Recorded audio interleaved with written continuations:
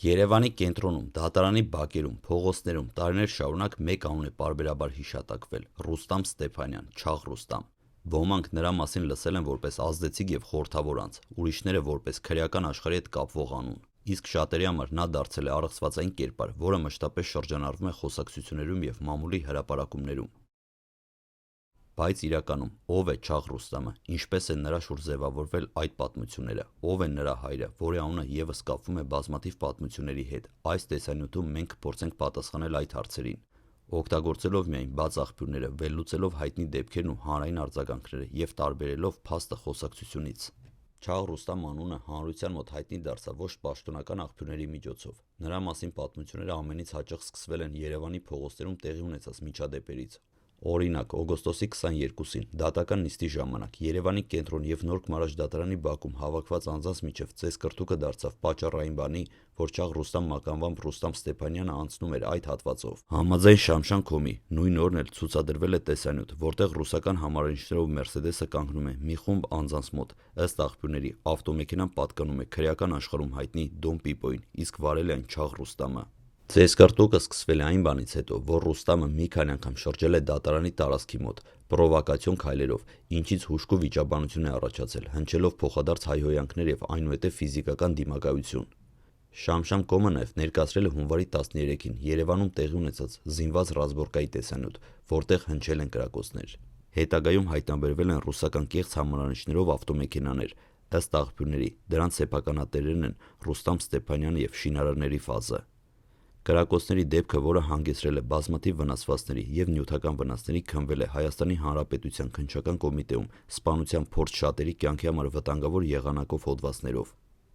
Միջադեպերի պատմությունը ցույց է տալիս մի պարզ ճշմարտություն՝ քրեական աշխարհում ցանկացած գործողություն արագորեն տարածվում է մամուլում և համացանցում։ Մեկ միջադեպ կարող է վերածվել լեգենդի, իսկ անձի անունը շրջապատի ամենանվիրական խորհրդանիշ։ Արդյունքում Չաղ Ռուստամը ճանաչելի դարձավ ոչ միայն իր գործողությունների պատճառով, այլև այն պատճառով, որ նրա շուրջ ստեղծվեցին բազմաթիվ խոսակցություններ, ենթադրություններ և տեսանյութեր։ Բազմաթիվ հրապարակումներ խոսում են նաև Ռուստամի հոր մասին, ինչպես մեկի, ով ունեցել է ազդեցություն և որի անունը օգտագործվում է որդու պատմության կապակցությամբ։ Բայց բաց աղբյուրների համաձայն հոր մասին տվյալները շատ անորոշ են։ Նրա անցյալի մասին հիմնական տեղեկությունները կազմված են խոսակցություններից, չնայած որոշ հրապարակումներ ակնարկում են հոր ազդեցությունը կարող է լինել ձևավորող գործոն,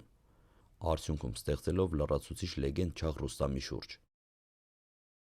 Մեդիան շատ հաճախ միավորում է այս բոլոր դրվագները ստեղծելով ուժեղ, հետաքրքրաշարժ պատմություն։ Այստեղ մարդը կորցնում է փաստական հստակությունը, իսկ այն, ինչ մնում է, էապես ազդում է հանրության ընկալման վրա։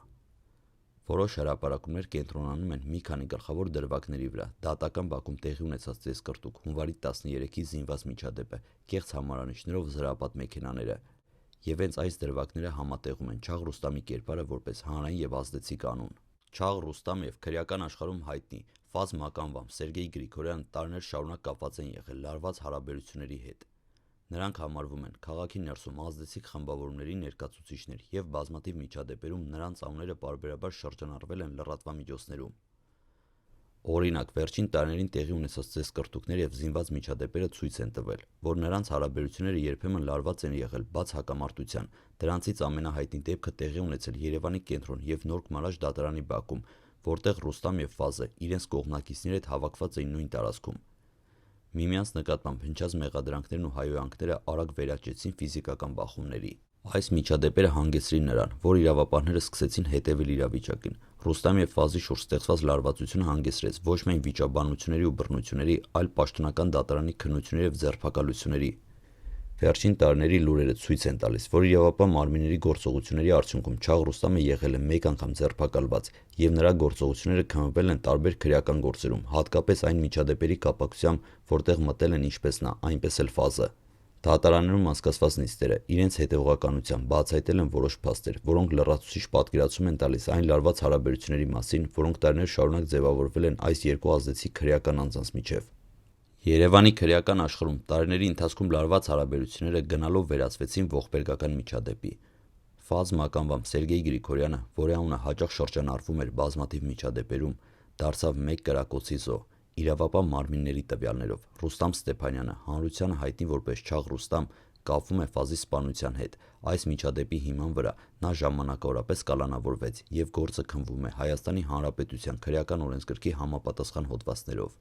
Դատարանի գործընթացները ընդգծում են, ինչպես տարիների լարված հարաբերությունները և բազմիցս միջադեպերը կարող են վերածվել ծանր քրեական հետապնդման։ Ռուստամի և Ֆազի միջև եղած հակասությունները, ինչպես նաև հանրության և մամուլի ուշադրությունը նպաստեցին գործի արագ բացահայտմանը։ Այս պատմությունները ընդգծում են, թե ինչպես քրեական հեղինակությունների և նրանց գործողությունների հետևանքները կարող են հանգեցնել մահացու միջադեպերի, և ինչպես դատական համակարգը և իրավապահ մարմինները արձագանքում են նման դեպքերին՝ ապահովելու օրենքի գերակայությունը և պատասխանատվությունը։ Լրագրող Գագիկ Շամշյանի փոխանցմամբ, վիրավորը քրեական պատմություններով հայտնի Չաղ Ռուստամ Մականվամբ Ռուստամ Ստեփանյանի հայրն է։ Հիվանդանոց տեղափոխվելուց հետո նա եղել է ծայրահեղ ծանր վիճակում։ Փաստորեն 9 կրակոցը հասել են ավտոմեքենային, իսկ 3-ը նրա մարմնին, այսինքն նպատակային հարվածներ էին, ուղղված հենց նրան։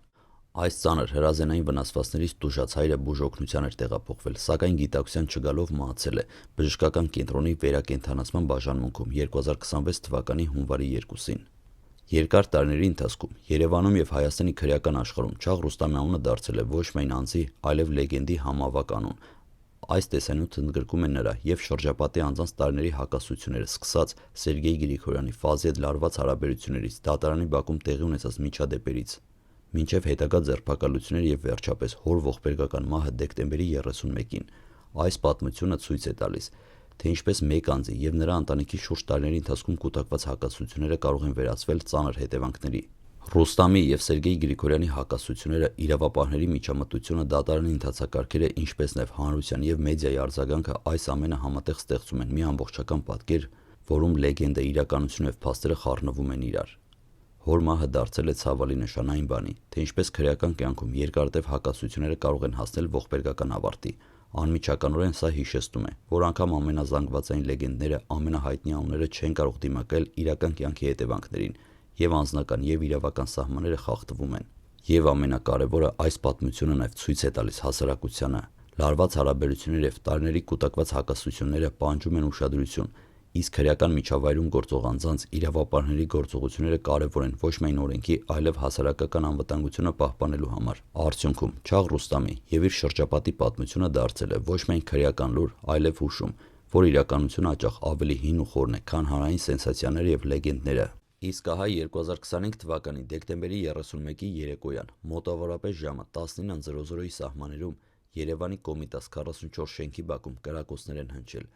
Ինչպես հայտնում են Շամշյան կոմը և մի շարք այլ լրատվականներ, նշված վայրում ոստիկանության, համայնքային և քրեական բաժինների օպերատիվ աշխատանքների հիման վրա պարզվել է, որ տեղի ունեցած հրազենային փոխհրաձգության արդյունքում վիրավոր է մեկ քաղաքացի, որը անմիջապես տեղափոխվել է հիվանդանոց։ Ոստիկաններն ու քննչական խումբը դեպքի վայրում հայտնաբերել են ռուսական համարանիշներով Toyota Land Cruiser Prado մակնիշի ավտոմեքենա։ Շուրջ մի քանի տասնյակ կրակոցով դեպքի վայրում նաև հայտնաբերվել են 12 կրակված պարկուճներ։ Հաշվի առնելով իրավապահների նախնական տվյալները, դեպքի փաստով սկսվել է քրեական վարույց սպանության փորձի հատկանիշներով։ Այդուհանդերձ, երբ վիրավորը գտնվում էր շատ ծանր վիճակում և հիվանդանոցում իրավիճակը գնալով վատացավ, նրա առողջական վիճակը սրվեց։ Քննչական բաժնում վարույթը վերաձևակերպվեց որպես սպանության հատկանիշներով։